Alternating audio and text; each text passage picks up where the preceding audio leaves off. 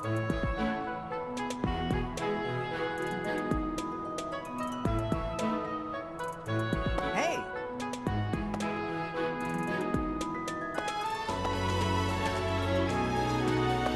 Hello. Hello. Please accept my apologies for the other day. You came to our aid, yet I hadn't even the courtesy to properly introduce myself. I am Dimitri Alexandra Blathid, Crown Prince of the Holy Kingdom of Fargus. Of course, at the Academy, I am simply a student. And I've heard word that you are to become a professor here. Delightful news. I still have much to learn, but I'm confident I could benefit greatly from your guidance. In any case, welcome to the monastery. I hear you're investigating the different houses here. Did any of the Blue Lions catch your attention?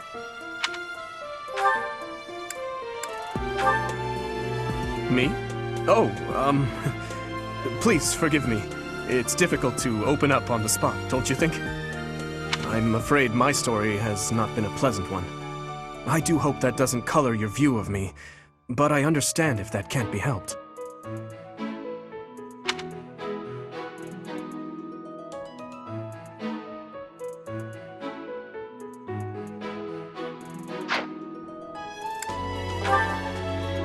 Dedu was born in Dusker, and has been loyally working in my service for the past 4 years. He's rather taciturn, but once you get to know him, you'll see he's a kind and good-natured young man.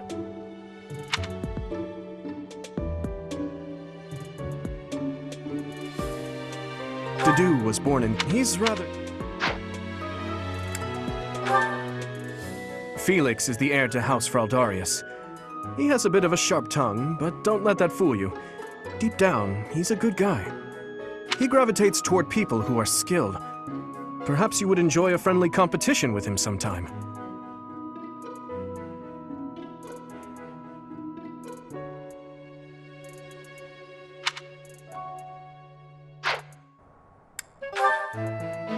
He's the adoptive son of Lord Lenato of Castle Gaspar, but I hear he was born a commoner.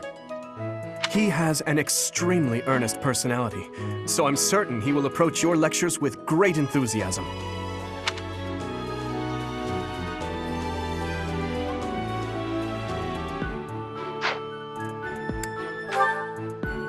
Sylvain is the heir to House Gautier. He is a capable person who highly values his friends. That said, well, he's always been a bit of a skirt chaser, so to speak. Pardon my bluntness. I speak with him about it often, but it doesn't seem to help.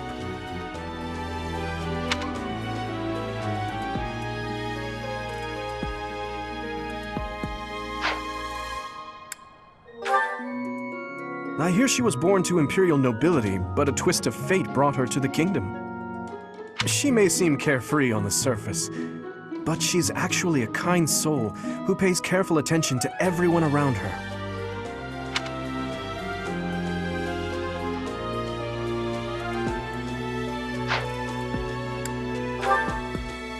Annette is Baron Dominic's niece. She is a talented student who scored extremely high marks at the Royal School of Sorcery. She's cheerful and hardworking. Brilliant, really. Though she can be a bit oblivious at times. I hear she caused an explosion in the kitchen last night.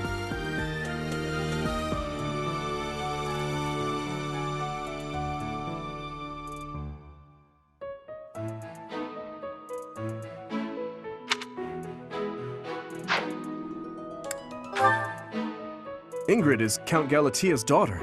She is also a childhood friend of Felix, Sylvain, and myself. She is diligent, industrious, and principled. In truth, she is more knightly than most knights you will ever meet.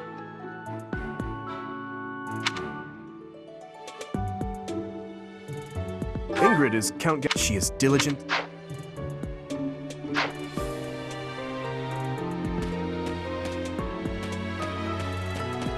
Yeah. Well, scored a teaching gig here, did you? Talk about a great first impression. I guess that means I'd better introduce myself properly. I'm Claude von Regan. I'm from the ruling house of the Leicester Alliance, but don't worry too much about all that madness. I'm guessing you don't know which class you'll be teaching yet, do you? I bet you'd like ours. We're not as difficult as the other two. Have you met the folks from the Golden Deer House yet? Care to know more about anyone? Piqued your interest, have I? As luck would have it, I'm pretty curious about you as well. But what's life without a bit of mystery? Let's just spend the next year or so learning about each other little by little.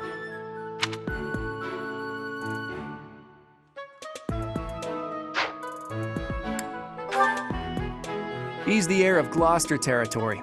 If you haven't already picked up on it, he's a bit arrogant and fancies himself a ladies' man. That said, deep down he's really devoted and honest. Though I wouldn't mind never hearing him talk about his noble obligations ever again.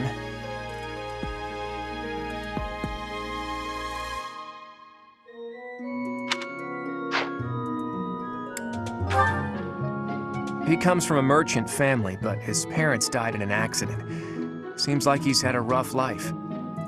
Despite all that, he's just about the most cheerful guy you'll ever meet. His passions are training, eating, and actually that's about it.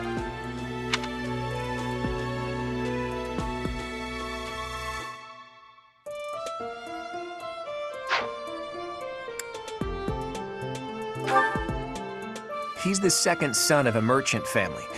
Since his brother will inherit the business, he's training to become a knight. If you ask me, it doesn't seem like he truly wants to be a knight. He's probably just doing it to please his parents.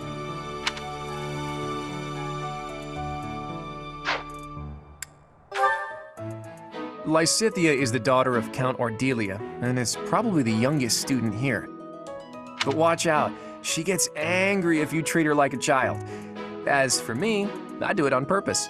You have to make your own fun in this place, you know?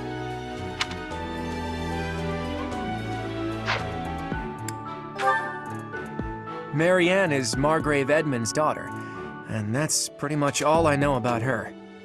She doesn't interact much with other students, so I wouldn't be surprised if a lot of folks here have never even heard her speak.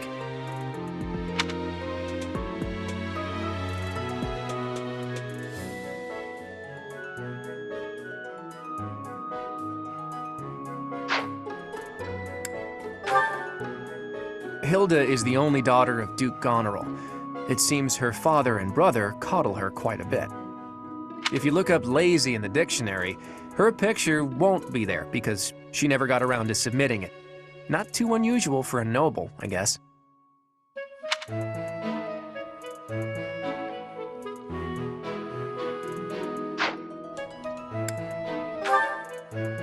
Leonie enrolled because she wants to be a mercenary. I think she said that her father is a hunter. She's pretty blunt and as stingy as they come. A habitual saver, too. I think she's hoping to repay her village for helping to send her here.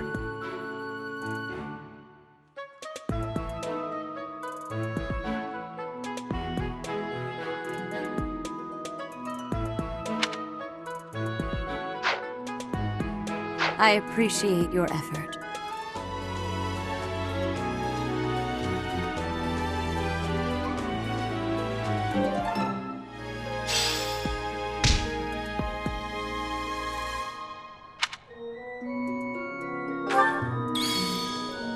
That's so. Right, right. Hello.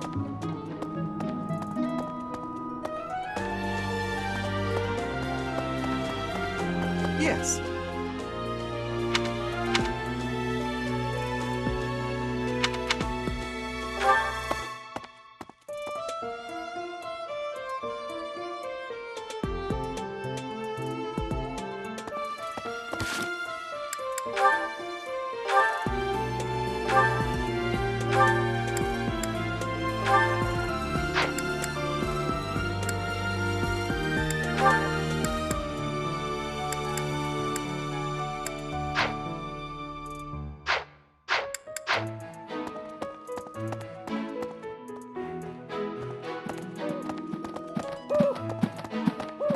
Let's see. Yeah.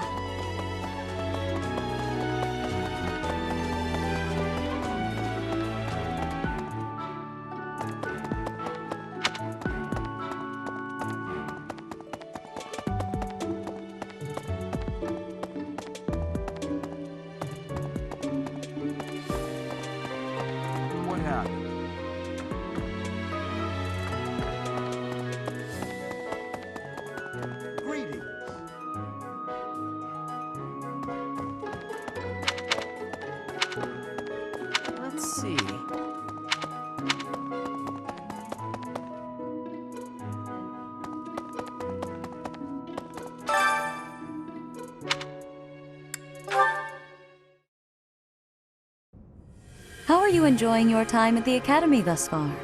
I hope you have found our halls brimming with the vitality of well-intentioned souls. I suppose it is time for you to take charge of one of our 3 houses of students. I must note that I am personally against entrusting someone as lacking in trackable history as yourself with such a task. But it is as the Archbishop desires. The Black Eagles, the Blue Lions, and the Golden Deer. All so different. I hope you've made it a point to get to know each of them. Since you are new here, we have decided to allow you first pick. Manuela and I will take charge of the remaining 2 houses.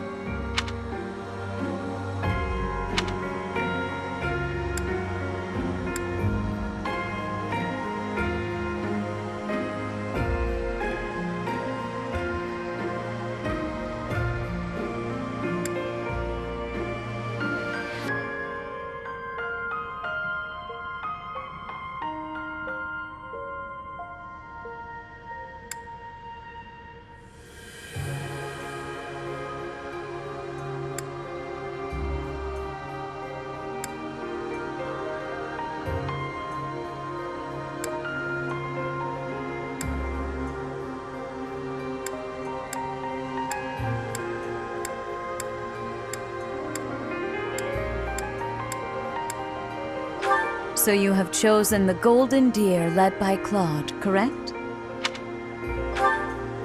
Your heart has made its choice then. All I ask is that you guide these open minds with virtue, care, and sincerity. They are all promising youths who bear the weight of Fodlan's future upon their shoulders. I hope you appreciate what an honor it is to lead them. Brother? Oh, I am so sincerely sorry. I did not mean to interrupt. I'm in the middle of something, Flame. Is it urgent? No, it's nothing. More importantly, who is this? This is our newest professor at the Academy. Oh my! A new addition to the Officers' Academy! I am so very pleased to meet you, Professor. I am Sedith's little sister, Flame. I am so happy to make your acquaintance.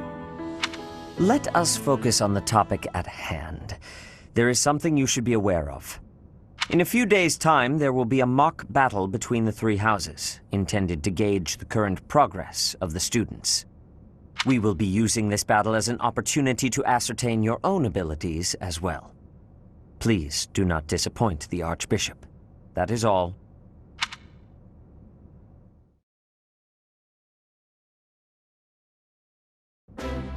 Wait, what? Are you really our new homeroom professor? Is that true? You aren't quite what I had pictured. Oh, sorry, I didn't mean that the way it sounded. I was sure you'd be roped into joining the Knights. Don't tell me. You chose this class just to get to know me better, right? I'm flattered, really. Whoops. Now that you're our professor, maybe I should choose my words more carefully.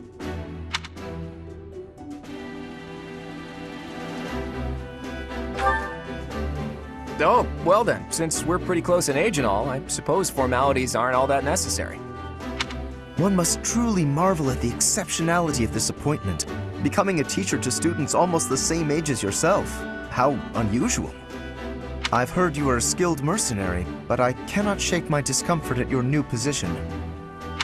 Are you really as strong as they say? Let's see your biceps. I bet I packed on more muscle than you.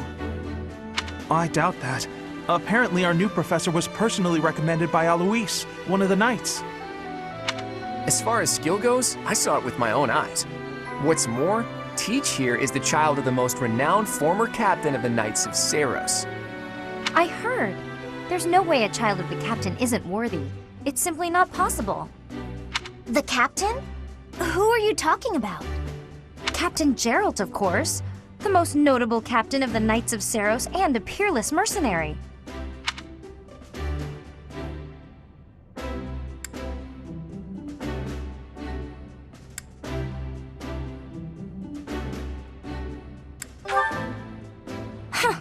It doesn't matter what you think of him. Captain Gerald deserves nothing but respect.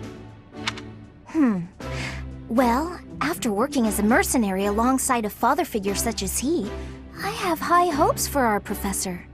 Just because someone is special doesn't mean their children are special too, Lysithia.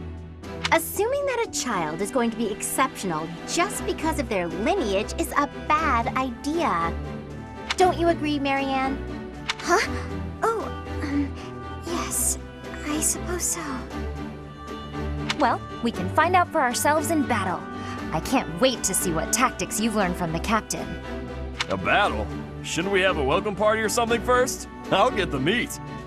How savage. I propose a nice conversation over tea instead.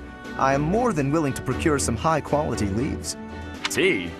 You can't get to know someone over tea. If there's no meat involved, it's not a party.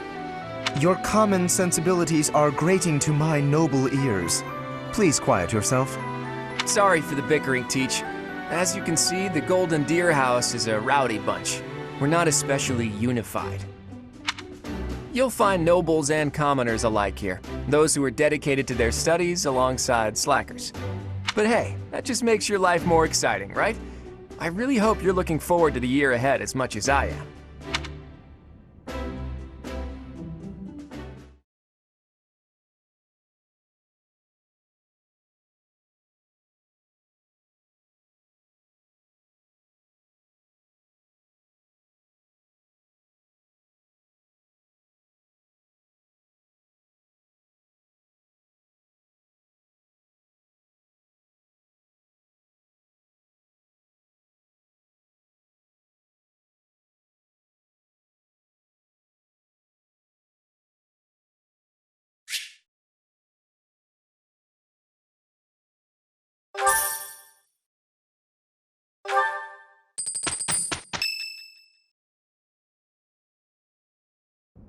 Say, while you're here, I'd like to use this device I designed to determine whether the power of a crest resides within you. Won't hurt a bit. Promise. You don't know about crests? Well, allow me to tell you everything, absolutely everything about them. Is your calendar clear? This will take a while.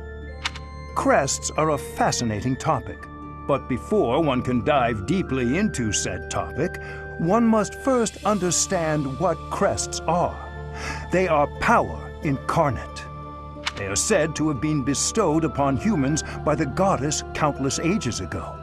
They exist within the flesh and are passed down through bloodlines.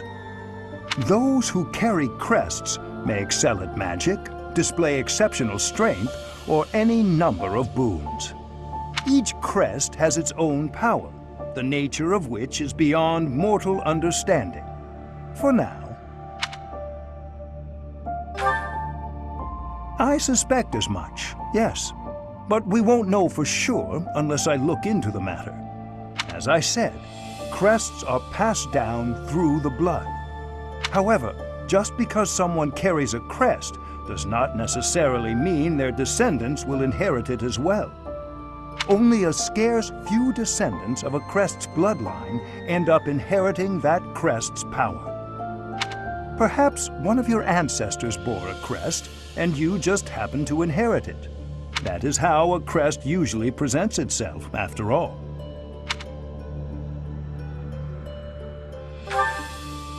Yes, of course. I'll get to the bottom of it straight away. Now then, please go ahead and hold out your arm over this device here. What is this? A pattern I've never seen before. Is it possible an as yet undiscovered crest has been detected? To think there are still crests out there that even I am unaware of. How thrilling! Pardon my unrestrained jubilation. I have much to consider. You may leave now. I have more research to do in regard to this crest. Yes, so very much more research. But for now, your work here is done. What could this line here be indicating? Perhaps it represents a lack of symmetry.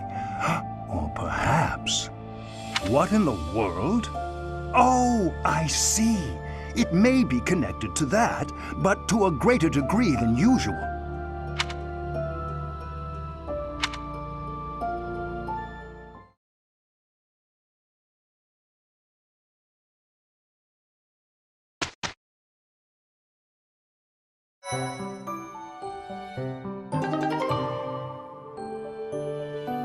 With each moon, professors of the Officers' Academy receive a schedule for the month ahead. It notes the days on which events and missions will take place that month. Pay careful attention to your schedule so that you may thoughtfully plan what you intend to do each month and when.